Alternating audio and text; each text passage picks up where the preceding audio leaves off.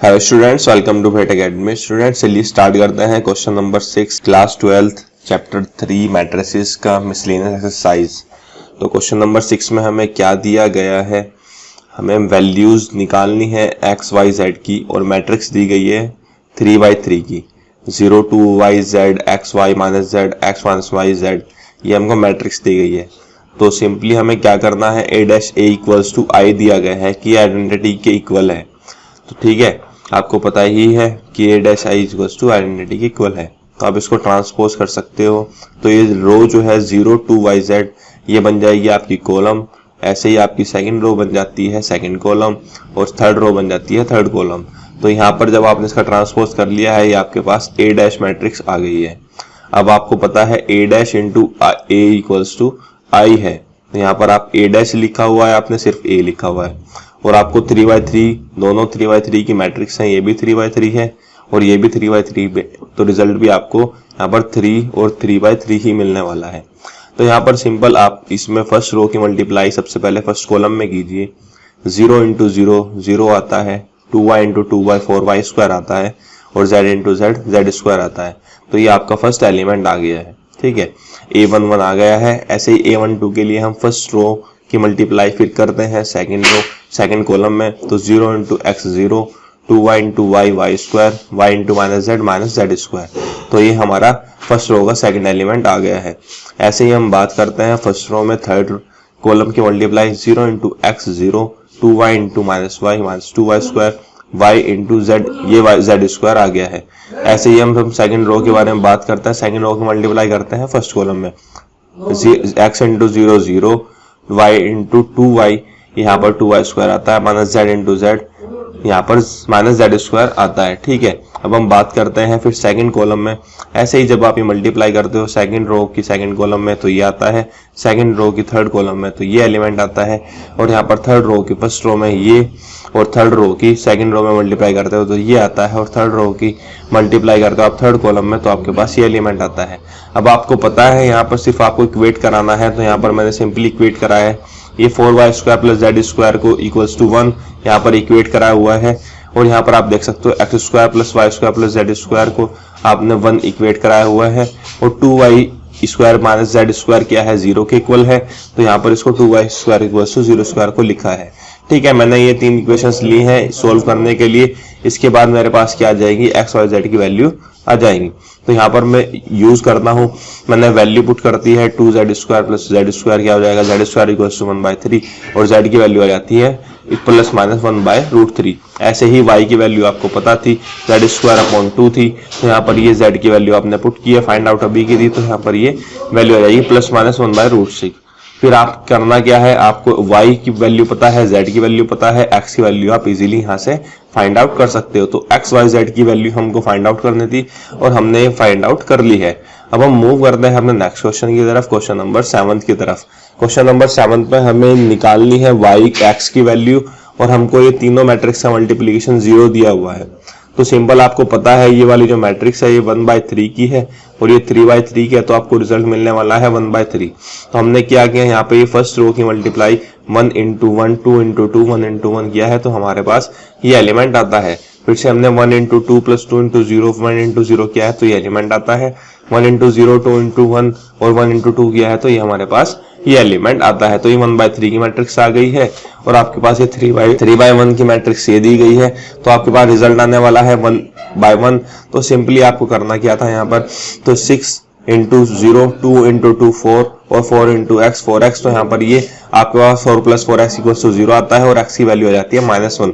ऐसे आपने value find out कर ली है x की, और ये आ गई है -1। ठीक है, अब हम मूव करते हैं अपने नेक्स्ट क्वेश्चन की तरफ। हमारा नेक्स्ट क्वेश्चन है क्वेश्चन नंबर 8। इस तरह का क्वेश्चन हमने एक्सरसाइज में किया हुआ है, आपको a square minus 5a plus 7i equals to 0 prove करना है। तो a आपको 2/2 मैट्रिक्स दी हुई है, तो सिंपली आप a को a इंटू a लिख दीजिए, -5a की वैल्यू प्लस 7i, ये सिर्फ मैंने वैल्यू पुट की है। अब 3 इंटू 3 9 1 इंटू -1 में -1, तो 9 -1 आपके पास यहाँ पर हमारे पास फर्स्ट एलिमेंट आ जाता है। ऐसे ही फर्स्ट रो की मल्टीप्लाई आप सेकंड कॉलम में करते हो, 3 इंटू 1 1 इंटू 2, हमारे पास ये सेकंड एलिमेंट आ जाता है। फिर हम सेकंड रो की मल्टीप्लाई करते हैं फर्स्ट कॉलम में, -1 इंटू 3 और 2 इंटू -1, तो ये हमारे पास नेक्स्ट एलिमेंट। -1 इंटू 1 और 2 इंटू 2, तो हमारे पास नेक्स्ट एलिमेंट आ जाता है। ऐसे ही हमने सभी रो और सभी कॉलम की मल्टीप्लाई कर ली है, तो हमारे पास ये मैट्रिक्स आ जाती है 8 5 -5 -3। 5a है, 5 की मल्टीप्लाई आप a में कर दीजिए तो 5 इंटू 3 5 इंटू 1 ये सभी आपके पास मैट्रिक्स बन जाएगी, और 7 की मल्टीप्लाई भी अंदर कर दीजिए। अब आप सिंपल यहाँ पर ऐड कर दीजिए 8 -15 और 7 ये, और 5 -5 प्लस 0, ऐसे ही -5 ये माइनस इंटू -5 ये +5 हो जाएगा, और यहाँ पर +0। ठीक है, ऐसे ही यहाँ पर 3 -10 और यहाँ पर ये 7 दिया गया है, तो ये +7। तो जब आप इनको ऐड करते हो तो 1001 आता है, और ये हमको जो है फाइंड आउट कर, सॉरी ये 0 आता है, ये 0 आता है, और ये भी 0 आता है। यही हमको फाइंड आउट करना था, हमें को प्रूफ करना था कि ये नल मैट्रिक्स के इक्वल है, 0 के इक्वल है, ये हमने प्रूफ कर दिया है। ठीक है, अब हम बात करते हैं नेक्स्ट क्वेश्चन की तरफ। नेक्स्ट क्वेश्चन भी हमको कुछ इस तरीके से ही दिया गया है, इसमें हमको x की वैल्यू फाइंड आउट करनी है। ये आपको 1/3 की मैट्रिक्स है, 3/3 की, तो आपके पास रिजल्ट 1/3 आने वाला है, जैसे हमने अभी क्वेश्चन सोल्व किया था। तो फर्स्ट रो की मल्टीप्लाई आप फर्स्ट कॉलम में कर दीजिए यहाँ पर, तो रिजल्ट ये। फर्स्ट रो की मल्टीप्लाई सेकंड कॉलम में करते हो रिजल्ट ये, फर्स्ट रो की मल्टीप्लाई थर्ड कॉलम में करते हो तो रिजल्ट ये आता है, और ये वाली मैट्रिक्स आपके पास एज इट इज है। जब आप ये रिजल्ट आ गया है आपके पास, ये तीनों एलिमेंट्स आ गए हैं, यहाँ पर ये तीनों एलिमेंट्स हैं, इनकी मल्टीप्लाई इसमें और इसकी मल्टीप्लाई इसमें, इसकी मल्टीप्लाई इसमें कर दीजिए। ठीक है, 4 की मल्टीप्लाई -10 में करते हो -40 आता है, 1 की मल्टीप्लाई 2x -8 में करते हो 2x -8 as it is. Result आता है आपके पास x² = 48, आप इस स्क्वायर रूट लेते हो तो x की वैल्यू आ जाती है +-4√3। ठीक है, अब आपको यहाँ पर ये पता चल गया है। क्वेश्चन नंबर नेक्स्ट है हमारे पास, क्वेश्चन नंबर 10। क्वेश्चन नंबर 10 में हमको क्या दिया गया है, एक मैन्युफैक्चरर है, वो 3 तरह के प्रोडक्ट्स प्रोड्यूस करता है। ठीक है, X, Y, Z, और वो उनको 2 मार्केट्स में सेल करता है, मार्केट 1 में और मार्केट 2 में। प्रोडक्ट्स है आपके X, Y, Z। ठीक है, ये X प्रोडक्ट है, ये Y है, ये Z है, फर्स्ट मार्केट में जो सेल कर रहा है, और यहाँ पर ये सेकंड प्रोडक्ट है, ये X प्रोडक्ट है जो आपको सेकंड मार्केट में सेल कर रहा है, और Y प्रोडक्ट सेकंड मार्केट में सेल कर रहा है, और Z प्रोडक्ट सेकंड मार्केट में सेल कर रहा है। इनकी यूनिट सेल प्राइस मतलब कितने में सेल कर रहा है, ये 2.5 रुपए में करता है ये X वाला, और ये Y करता है 1.5 में, और 1 रुपीज में करता है ये Z वाला। तो सिंपली हमने इसको मैट्रिक्स की फॉर्म में लिख दिया, यहाँ पर आप मल्टीप्लाई कर सकते हो। ठीक है, ये 2/3 की मैट्रिक्स है आपके पास, और ये 3/1 की है, तो 2/1 आपके पास रिजल्ट आने वाला है। तो यहाँ पर आप मल्टीप्लाई कर दीजिए फर्स्ट रो की फर्स्ट कॉलम में 10,000 इंटू 2.5 25,000, 2,000 इंटू 1.5 3,000, 18,000 इंटू 1 18,000। ठीक है, ये आपके पास रिजल्ट आ गया फर्स्ट रो के लिए। सेकंड रो के लिए मल्टीप्लाई कर देते हैं फर्स्ट रो का एलिमेंट फर्स्ट कॉलम में 6,000 इंटू 2.5 15,000, 20,000 इंटू 1.5 30,000, और यहाँ पर 8,000 इंटू 1 8,000। तो यहाँ पर जब आप इसको रिजल्ट करते हो तो ₹46,000 और ₹53,000 आता है। मतलब क्या है, इसका मतलब ये है कि टोटल ये रिवेन्यू है मार्केट 1 से जो मिलता है। ठीक है, मार्केट 1 में ये जो रिवेन्यू अर्न करते हैं, और यहाँ पर सेकंड मार्केट में रिवेन्यू अर्न करते हैं 53,000। अब बी पार्ट में हमको क्या दिया गया है, अगर यूनिट कॉस्ट, ठीक है, बी पार्ट को सोल्व करते हैं। यूनिट कॉस्ट हमको दी गई है, मतलब 2 रुपए का उसको पड़ता था, और एक का Y वाला पड़ता था और Z वाला पड़ता था उसको 50 पैसे का। तो हमको बताना है कि प्रॉफिट, ठीक है, हमने अभी निकाला है बेचा कितने का है, अब हम निकाल लेंगे कॉस्ट प्राइस उसका, तो हम selling price minus cost price बता सकते हैं प्रॉफिट। तो सिंपली हमने उसी फॉर्म में लिख दिया है। फर्स्ट रो को मल्टीप्लाई कर दिया फर्स्ट कॉलम से, तो यहाँ पर ये, और सेकंड रो को मल्टीप्लाई कर दी है यहाँ पर कॉलम से, फर्स्ट कॉलम ही है, एक ही कॉलम है हमारे पास, तो ये आप इसको मल्टीप्लाई करते हो तो 31,000 और 36,000 आता है, और मार्केट वाले के लिए सेलिंग प्राइस था 46,000 माइनस 31,000 हो जाता है आपके पास 15,000, ऐसे 53,000 माइनस 36,000 हो जाता है 17,000। तो इतना आपके पास प्रॉफिट, उतना उसको प्रॉफिट मिला है। तो ये हमारा क्वेश्चन नंबर 10 कंप्लीट हो गया था। अब हमको बात करनी है क्वेश्चन नंबर 11 की। क्वेश्चन नंबर 11 में हमको मैट्रिक्स निकालनी है X, ठीक है, X मैट्रिक्स फाइंड आउट करनी है, और आप यहाँ पर देख सकते हो ये कुछ इस तरीके से मैट्रिक्स दी गई है। तो मैंने X को मैट्रिक्स मान लिया 2/2 मैट्रिक्स, और 2/2 मैट्रिक्स रीजन के लिए एज्यूम की है। ठीक है, अब यहाँ पर देखते हैं कि यहाँ पर क्यों की है 2/2 मैट्रिक्स, क्योंकि आपको पता है ये क्या है 2/3 मैट्रिक्स है, और आपके पास 2/3 मैट्रिक्स ही आने चाहिए, और इसके पास 3 कॉलम है, और ये 2/3 है। 2/3 कब आ सकती है, जब यहाँ पर 2/2 से मल्टीप्लाई हो। ठीक है, 2/3 तभी आ सकती है, तो इसलिए 2/2 ही एज्यूम की है। तो ABCD मैंने रैंडम एलिमेंट्स मान लिए, मुझको नहीं पता था वैल्यूज, तो इसलिए माने हैं।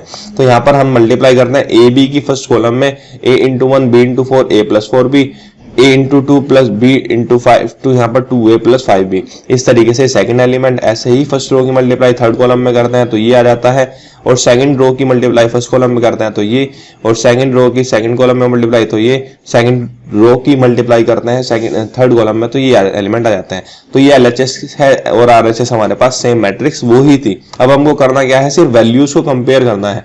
तो वैल्यूज को कंपेयर कर देते हैं, a plus 4b equals to 7 और 2a plus 5b equals to 8। आपको पता है दो वेरिएबल्स हैं, दो इक्वेशन है, आप सब्स्टिट्यूशन मेथड से किसी भी मेथड से सोल्व करो, a की वैल्यू और b की वैल्यू आ जाएगी। a की वैल्यू आप इसमें पुट कर दो तो यहाँ पर b की वैल्यू आ जाएगी, फिर आप किसी भी इक्वेशन में पुट कर देना तो a की वैल्यू आ जाएगी। ऐसे ही दो इक्वेशन c और d के वेरिएबल में ली है तो c और d की वैल्यू आ गई है। ठीक है, a b c d की वैल्यू हमको फाइंड आउट करनी थी, x मैट्रिक्स की वैल्यू आपके पास आ गई है। तो x मैट्रिक्स आपके पास बन गई है a माइनस 2 2 0, तो ये x मैट्रिक्स आ गई है 2/2 की। अब हम बात करते हैं अपने नेक्स्ट क्वेश्चन की तरफ, क्वेश्चन नंबर 12 की तरफ।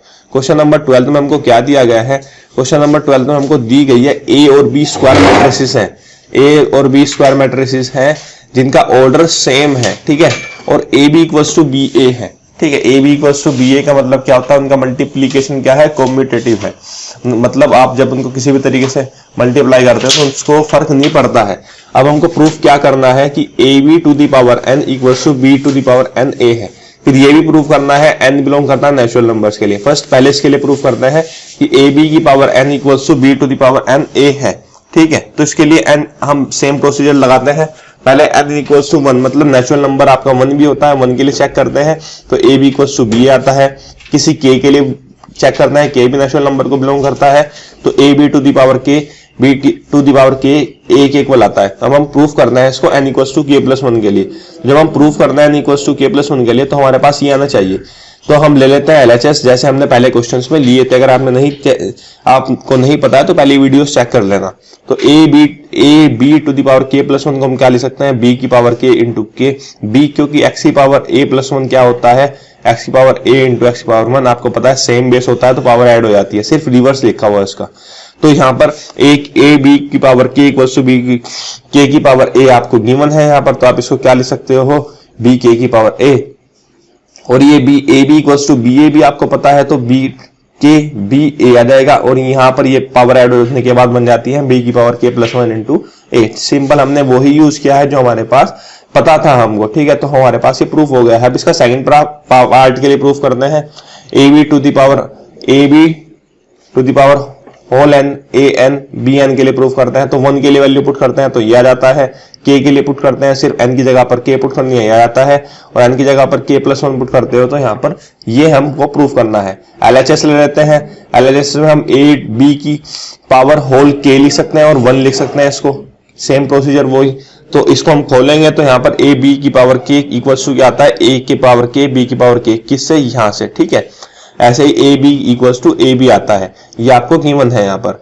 अब आपको पता है ये तो गिवन था, अब आप क्या लिख सकते हो इसको, a की पावर k इंटू a और a b की power b k into b क्यों लिख सकते हो, a b equals to b आपको दिया गया है, a b equals to b दिया गया है तो सभी वैल्यूज रिवर्ट हो जाएंगी। और जब आप इन वैल्यूज को ऐड करते हो तो a की पावर k प्लस 1 b की पावर k प्लस 1 आ जाता है जो कि RHS के इक्वल है। यही हमको प्रूफ करना था। ठीक है, ये हमारा क्वेश्चन नंबर 12 हो गया है। 13 प्रूफ करते हैं, 13 को ले देखते हैं।